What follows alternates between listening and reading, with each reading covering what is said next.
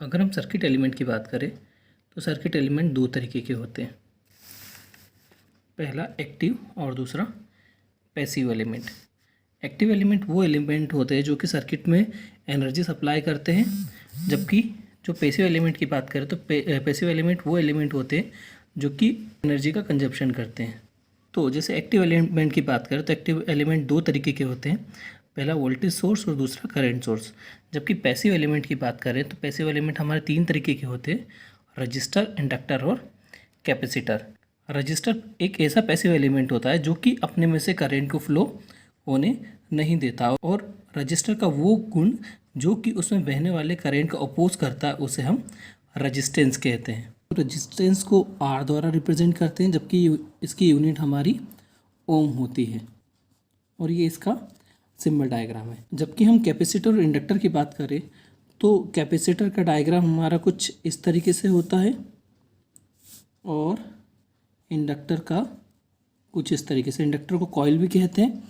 अब जैसे अगर हम रजिस्टर की हमने खूबी देखी कि रजिस्टर की खूबी होती है कि जब उसमें करंट फ्लो होता है तो वो उसमें बहने वाले करंट का अपोज करता है, उसके इस गुण को रजिस्टेंस कहते हैं। ऐसे ही अगर हम इंडक्टर की बात करें तो जब किसी इंडक्टर से कोई करंट पास होता है तो उसमें एक मैग्नेटिक फील्ड जनरेट होने लगती है, मैग्नेटिक फ्लक्स जनरेट होने लगती है, जिसके कारण पे यहाँ पे इसके एक्रोस में एक ईएमएफ इंड्यूस होता है, और इस ईएमएफ के कारण इस इंडक्टर में एक करंट प्रोड्यूस होता है जो कि इस करंट के ऑपोजिट डायरेक्शन का होता है। और इंडक्टर क्या करता है कि इसमें जो करंट बह रहा है ये इसके करंट में चेंज होने से रोकता है। मतलब अगर करंट का मान बढ़ रहा है तो ये क्या करेगा, उसको बढ़ने नहीं देगा, और अगर ये इसका मान अगर कम हो रहा है तो ये इस करंट के मान को कम नहीं होने देगा। तो इंडक्टर की खासियत होती है कि इसमें करंट में जो चेंजेस हो रहा है वो उस चेंजेस को नहीं होने देता। जबकि अगर हम कैपेसिटर की बात करें तो कैपेसिटर की ये खासियत होती है कि इसके एक्रोस में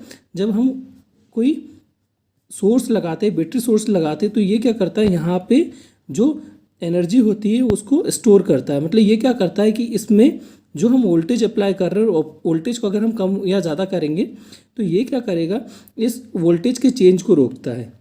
तो इस वोल्टेज को चेंज को रोकता है। तो जैसे कि हमें पता है ओम्स लॉ के according V is directly proportional to I। मतलब अगर हमारा वोल्टेज बढ़ेगा तो करंट बढ़ेगा, और करंट बढ़ेगा तो वोल्टेज बढ़ेगा। इसका मतलब जो कैपेसिटर होता है ये करंट के मान को भी क्या करेगा, चेंज होने से रोकेगा। तो यहाँ पे अगर हम इंडक्टर और कैपेसिटर को अगर रजिस्टर से मिला के देखें तो जिस तरीके से रजिस्टर अपने में बहने वाले करंट का अपोज करता है, वैसे ही कैपेसिटर और इंडक्टर भी इनमें बहने वाले करंट का अपोज करते हैं। तो रजिस्टर की इस खूबी को हम रजिस्टेंस कहते हैं, जबकि कैपेसिटर और इंडक्टर की इस खूबी को हम रिएक्टेंस कहते हैं। रजिस्टेंस को हम R द्वारा रिप्रेजेंट करते हैं, जबकि जो रिएक्टेंस होता है इसे हम X द्वारा रिप्रेजेंट करते हैं।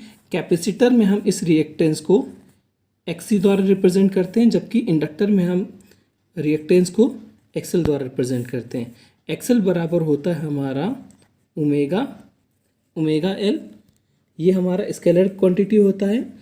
और अगर हम इसे वेक्टर में रिप्रेजेंट करेंगे तो वेक्टर में हम इसे लिखते हैं J ओमेगा L, जहाँ पे हमारा ओमेगा बराबर 2πf होता है। तो अगर हम यहाँ पे वैल्यू पुट कर दें तो हमारा XL बराबर क्या हो जाएगा, स्केलर में ये हो जाएगा हमारा 2πf और L, जहाँ पे L हमारा इंडक्टेंस है, F हमारी फ्रिक्वेंसी है और 2π हमारा कांस्टेंट है। ऐसे ही अगर हम कैपेसिटिव रिएक्टेंस की बात करें तो ये होता है 1/ωc। ओमेगा की वैल्यू हमारी होती है 2πf FC हो जाएगा, और यहाँ पे हमारा C is equal to capacitance होता है, F हमारी फ्रिक्वेंसी, जबकि 2π हमारा कांस्टेंट होता है। तो यहाँ से हमारा XC बराबर होता है 2πfc। अब अगर हम रेजिस्टेंस और रिएक्टेंस की यूनिट की बात करें तो रेजिस्टेंस और रिएक्टेंस दोनों की यूनिट हमारी ओम होती है। यहाँ पे अगर हम रिएक्टेंस और फ्रिक्वेंसी की बात करें तो फ्रिक्वेंसी और रिएक्टेंस हमारा डायरेक्टली प्रोपोर्शनल होता है। मतलब हम जैसे जैसे फ्रिक्वेंसी बढ़ाएंगे उस रिस्पेक्ट में हमारा रिएक्टेंस बढ़ेगा, जबकि यहाँ पे जो कैपेसिटर होता है इसमें रिएक्टेंस और फ्रिक्वेंसी हमारा इन्वर्सली प्रोपोर्शनल होता है। जैसे कि अगर ये हमें पता है हमारा कांस्टेंट है तो हम इसे लिख सकते हैं कि XC is inversely proportional to FC। मतलब यहाँ पे हम जैसे जैसे फ्रिक्वेंसी को बढ़ाएंगे तो उस रिस्पेक्ट में हमारा रिएक्टिव कैपेसिटेंस हमारा घटेगा। जबकि यहाँ की बात करें तो XL is directly proportional to FL हो जाएगा। इसमें हम जैसे जैसे इसकी फ्रिक्वेंसी को बढ़ाएंगे वैसे वैसे इसका रिएक्टेंस हमारा बढ़ेगा। तो सिंपल सा अगर हम रजिस्टेंस और रिएक्टेंस की बात करें तो दोनों हमारी एक ही प्रॉपर्टी है।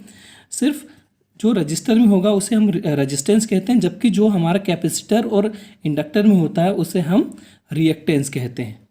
इम्पीडेंस पे हमारे किसी सर्किट की वो खूबी है जो कि उसमें बहने वाले करंट का अपोज करती है। पर अगर हम रेजिस्टेंस और रिएक्टेंस से अगर इसके डिफरेंस की बात करें तो इम्पीडेंस क्या होता है, जब किसी रिएक्टिव एलिमेंट को अगर हम रजिस्टर के साथ में सीरीज़ में कनेक्ट करते हैं, मतलब जैसे रजिस्टर लिया, इसके साथ में अगर हम कॉइल को, इंडक्टर को, या तो इसके साथ में हम किसी कैपेसिटर को, रजिस्टर के साथ में किसी कैपेसिटर को, या तो रजिस्टर के साथ में हम इंडक्टर और कैपेसिटर दोनों को जोड़ दें, तो इसके रिस्पेक्ट में इनका जो टोटल रजिस्टेंस आएगा उसे हम उसका इम्पीडेंस कहते हैं। इम्पीडेंस को हम Z द्वारा रिप्रेजेंट करते हैं। जैसे अगर हम इसके इम्पीडेंस की बात करें, इसका इम्पीडेंस होगा हमारा Z = √of R² plus XL का स्क्वायर, क्योंकि L जो है L इंडक्टर की वैल्यू है, जबकि इसका जो रिएक्टेंस होगा उसे हम XL द्वारा रिप्रेजेंट करेंगे, और कैपेसिटर का जो रिएक्टेंस होता है उसे हम XC द्वारा रिप्रेजेंट करते हैं। तो यहाँ के लिए हमारा इम्पीडेंस होगा रूट में R² प्लस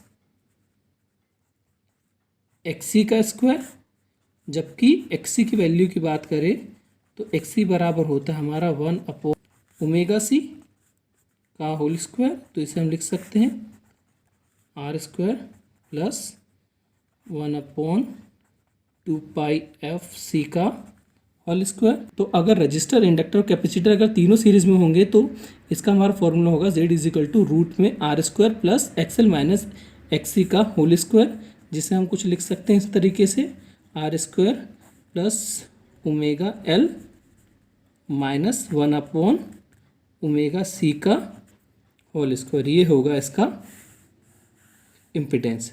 तो जैसे कि हमने देखा कि रेजिस्टेंस, रिएक्टेंस और इम्पीडेंस किसी सर्किट की वो खूबी है जो कि उसमें बहने वाले करंट का अपोज करता है। तो जैसे हम इसको सर्किट में देखें किस तरीके से रिप्रेजेंट करते हैं, तो जो रजिस्टर होता है इसे R द्वारा रिप्रेजेंट करते हैं, जबकि रिएक्टेंस को X द्वारा रिप्रेजेंट करते हैं और इम्पीडेंस को Z द्वारा रिप्रेजेंट करते हैं। नेक्स्ट पॉइंट है हमारा कंपोनेंट।